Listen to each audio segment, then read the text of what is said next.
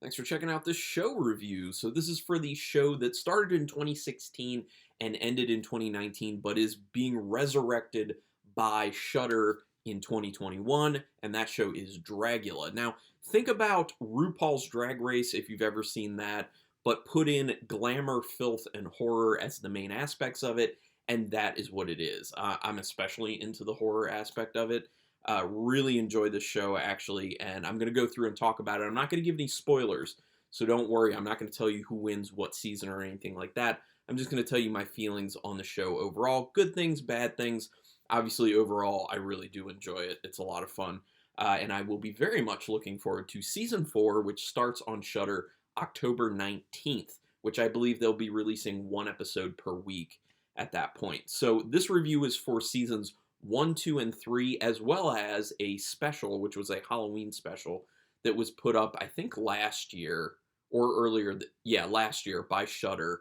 I think around October, which was like a special Halloween one. It's about 2 hours. So I'm covering those 3 seasons and that special, and that's it. Started and hosted by the Boulet Brothers. They consist of Drakmorda and Swanthula. Those are their stage names. Now, apparently, they had been doing this Dragula type event for a while prior to doing their own show. And it's basically them taking drag, dressing in drag, and the performance of drag and putting their own twist on it. Something they wanted to see. Because they didn't want it to just be pretty. Like, they wanted a few more elements to it. That's why, in addition to the glamour, there's horror and there's filth that ends up being added to it. And it definitely makes it a lot more interesting, especially because of the fact of, if you think about, drag just being done for the sake of dressing up and looking very nice, it gets to be a little bit samesies at that time. So having more elements to it, especially the horror element to it, it adds a lot more variety, and it kind of gives the artists more room to work, in my opinion, in a more interesting way. So this was inspired by the club event that the Boulet Brothers had been running in San Francisco and Los Angeles. So that was the origin. So this was what I wrote down when I started watching it. This is RuPaul's Drag Race meets Face Off meets Fear Factor. Now, Face Off, if people are not familiar, was like a practical effects and makeup show that was on the Sci-Fi Channel. So there's a lot of that element that goes into this, especially because of the horror stuff. And then Fear Factor, because there is kind of an elimination aspect to the film, to the show, where whoever gets eliminated, because it is a competition, they have to be, well, if they're up for elimination, if they're up for elimination, they have to compete in something that's kind of like a Fear Factor type thing. And the whole idea behind it, when the Boulet Brothers set it up, is that they wanted people to confront their fears. So these challenges are very fear related, and confronting your fears to try and get over them. Now, each person who gets eliminated, they have like a little segment at the end that's a short story of their character getting killed off of the show. So that is kind of a fun. I do like that kind of twist to it. So I'm going to go through and talk about each of the seasons. I'm going to talk most about the first season just because that's where the idea started. And the first season was on YouTube. So, as you would assume, it's very low budget, probably no budget, actually. There are a lot more technical issues to it and a lot more pacing issues and stuff like that because it was just starting out. It was very fledgling at that point. So the first season is very low budget. They end up having some audio issues with it. A lot of audio issues, actually. The audio sounding really, really bad, but obviously over time that gets solved because for season 2 and season 3, they moved to Netflix. So obviously, ta-da, they get a budget in that instance.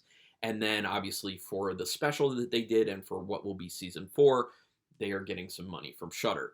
Now, I don't know if they are getting more money from Shudder. We'll have to wait and see. But I do think that when I watched seasons 2 and season 3, it did look like there was a step up in budget from season 2 to season 3. Maybe I'm wrong about that. Maybe they just went bigger and they used their budget more wisely. I don't know. They show costume and makeup prep, and it's a very rough documentary style in the first season, that is. This does get way more polished in the other seasons. They learn to edit a lot better as the seasons go on. In the first season, it's very, very rough. There are a lot of technical problems with it. It's much harder to watch than seasons 2 and 3 and the special. But you know, much like with any show, you know, they get a feeling for what they need to be doing, what needs to be changed, what needs to be improved, and you definitely see that throughout the life of this show, and that's great. The elimination aspect of the show is fun because of the horror-related challenge that is followed by the loser being offed, like I already talked about. The line delivery of the Boulets is like they're reading it, unfortunately, but this does also get better over the seasons. It's one of those things where if you're not used to, you know, like reading lines, or you're not used to acting or trying to memorize lines, or however it was being done, it comes off very wooden at times, and that is very much the case in season 1 for the Boulet Brothers, but it gets better over the seasons, as you would expect.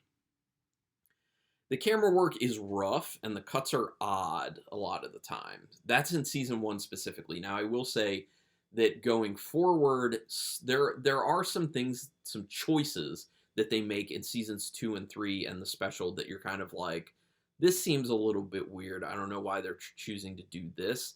In addition to a problem where they really should edit some stuff down. They have a tendency to have segments go too long, in my opinion. Mainly, they have these intro portions with the Boulet brothers kind of setting up an overall story, and that's cool. Like, I'm totally fine with something like that.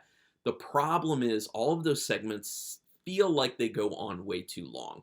You know, you get the point of it, you get the ambiance, the atmosphere, you know what they're going for, and then they just keep it going to the point where they're not really adding anything else to it.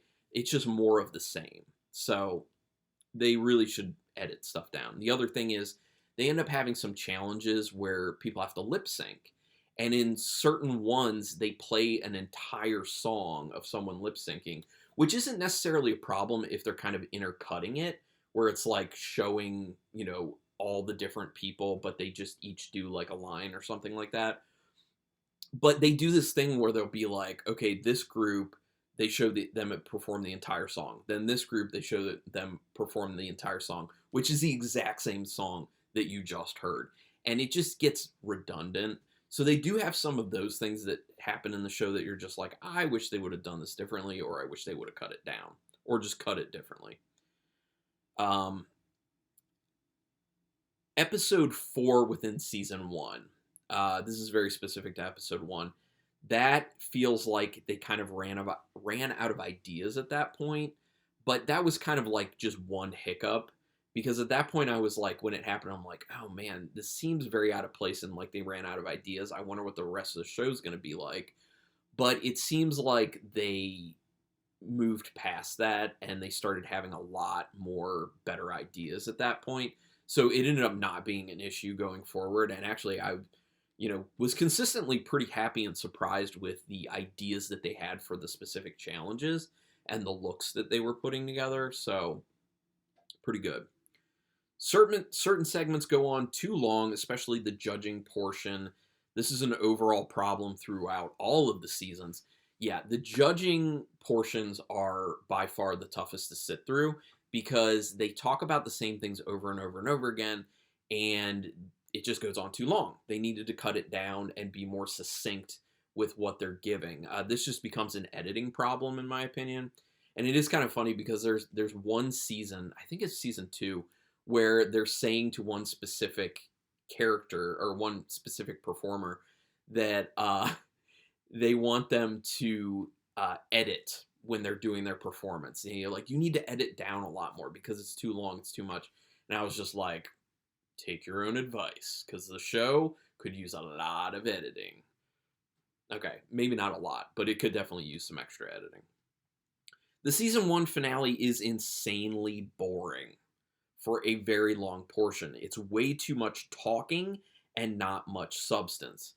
After season 1, they then start doing this thing in seasons 2 and 3 and the special where, oh, not the special, but seasons 2 and 3, where they get everyone who's been kicked off back together, and they kind of had this Last Supper situation, and they just talk about a bunch of stuff.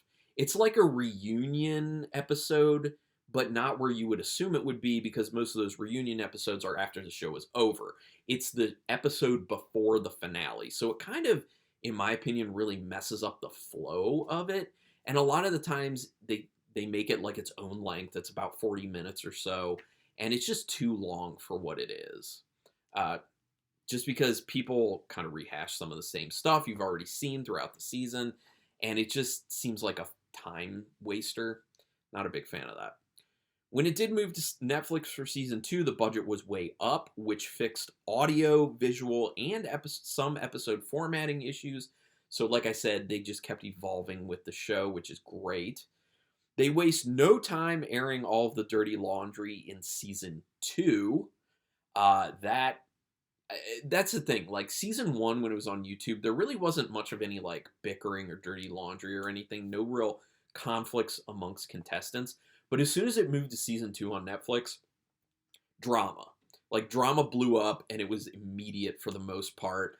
A lot of ups and downs with that, but I'd be lying if I said that I didn't like that stuff, because all of us like a little bit of that at least. So you don't necessarily want to admit that you like the drama, but you like the drama, let's be honest. That's one of the main things that drives interest in reality shows, or, competition reality shows in this instance. It's more polished, but there are a lot of segments that get dragged out too long, once again. Boulet Brothers talk way too much. That's another thing. It really does feel like there are certain times where it's supposed to be about the competition and it's about the competitors, but they take long segments to focus on them. And like, I get it. You created the show and you deserve a lot of credit for that, and you're doing a wonderful job with it. But I also feel like you need to cut your FaceTime down within the show, because it's not really about you. It is your creation, and you're the host, but it's not about you. It is about the contest, it is about the contestants, and it's about the overall brand of drag that they're trying to make more popular, basically. Season 2 really lets you see who the contestants are, which season 1 did not do a very good job of. Season 1, like, you see the people and you see their looks and performances, but you don't get to know them. So season 2 and 3 and the special, it's much better. They do such a better job of actually getting to know the contestants. So you start to like really feel like you have favorites at that point. Like, ooh, I really like this person's personality, or like there were plenty of instances where I was like, I don't really like how this person does their looks, and I don't think they're that great, but as a person, they seem really amazing. And there really aren't many people who you would see in the competitions and be like, that person sucks as a human. For the most part, they're all very good and nice people. Although there are times where things get crazy. Still a lot of technical issues, like the skits being too long, pacing problems, and harsh shadows. Harsh shadows from bad lighting, that's another problem. That doesn't really show up past season 2. So that's good. So for season 3, they figured that stuff out, which was nice. There were still some audio issues going on with season 2, but once again, like with the lighting, got fixed for season 3. So once again, good to see them moving forward. Season 3 starts with another intro skit that looks awful. Oh, lighting and cinematography was rough, but I think that one was intentional. That was made to be more of like a retro style. So at first I was like, oh no, are we going to have problems again? And then I realized, oh no, this is intentional. Okay, we're fine. But like most of their intro skits, it overstays its welcome. You could tell the budget got another bump up, or at least what it seems. Like season 2, the drama starts very early, but it's not as severe initially, but it definitely ends up kind of getting there. That season 3, is very much more of a roller coaster than any other season, but it's also better that way, I would say, for interest factor, at least for me personally. And my wife watched it with me as well. There are 2 drag kings that get added to season 3, which I thought was a very interesting and cool twist. They were basically showing that this is a brand of drag. It's not just about men, biological men doing drag. It's about whoever wants to do drag doing drag, and doing this specific brand of drag. So that was very, very cool to see. The criticism is confusing at times, especially in season 3, I thought. Especially when it's applied consistently amongst certain contestants, but not applied consistently for other contestants. So it really becomes this problem where you end up seeing one certain comment being made about someone, and then that same comment should be made about someone else, and it's not. So there are a lot of judging consistency problems. Okay, not a lot. There are some. I shouldn't oversell it. There aren't a lot. There are some consistency issues with that judging, but for the most part, they do a really good job with their judging, and they have some really interesting, insightful things to say. So I do enjoy it. The final episode of season 3 is odd because they just skipped the judgment portion, which is weird because they never did that. It's weird. It just really sticks out as like what just happened here. I mean, I'm fine with the fact that they did it that way, but it just messed with the flow because of what I was expecting because of what had come prior. The Dragula Resurrection special, which is the one that's already on Shudder, shows a lot more of who the contestants are at home and their processes making their actual looks, their outfits, and doing their makeup and all that stuff. Props even, because there are props that get used. That was really cool because that's going even further of showing you who these people are. And while they do show you them working on their stuff, physically working on their looks, they do show that in the other seasons. It's a lot more in depth with the special, and I think it's kind of cool because people like me who don't do this don't understand how some of this stuff gets done. So to be able to see, how the sausage is made, to use an old phrase, it's cool. It's very interesting. Very, very interesting. I like how the special served as a second chance opportunity, and that leads into season 4. The reason they did it is because they had, I think it was 6 competitors come back who had been contestants that were eliminated from other seasons, and they let them compete against each other, and whoever won would get a spot on season 4 to try and go for the gold again. So I thought that was a great idea. Great idea. So the last thing I have to say is that unfortunately, there are situations where you can tell that there are favorites amongst the contestants that the Boulet Brothers have. And for that reason, there are actually some people who get cut some undue slack. And going in the opposite direction, one in particular, I'm not even going to tell you what season it is, there is one dismissal of a contestant that made no sense to me, made no sense to my wife, and seemed to make no sense to a lot of people who watch the show. It seems like that person should have stayed for a while, potentially even been a very strong contestant to win the whole thing. It was a head scratcher. And so that's just another one of those situations where you're like, biases do come into play from time to time, but I will say it's not a lot. So that is good. It does become very hard to kind of fight the whole bias thing. It's a thing. So overall, I quite enjoy this show. I'm very excited for season 4. My wife is also very excited for season 4. We're into it. We're very much into it. And I really hope that Shudder goes further than a season 4 with this because it is so much fun. It is so interesting. It's great entertainment. It really, really is. So definitely check it out if you have not. Out of 5 stars with half stars in play, I'm giving this a very solid 4-star rating as a show. It's quite good. Check it out. Now, would love to hear everyone else's opinions on it. Go ahead and put it in the comments. I will say we can go ahead and do spoilers for the seasons in the comments, so just know that. But go ahead if you want to talk spoilers about it. We can do that. Also, do me a quick favor. If you have not already, please subscribe to my channel because that helps motivate me to keep doing these reviews, whether it's one of my more in-depth movie reviews or a show review or one of my unboxings or any of that stuff. It really does motivate me. It takes no time at all. It's literally a second for you to subscribe. It is quick. It is painless. It costs you no money. So this is your way to repay me. If you like any video I've ever done, please subscribe. I appreciate it. Anyway, regardless, I thank you for taking your time to watch this review. And until next time, keep it brutal.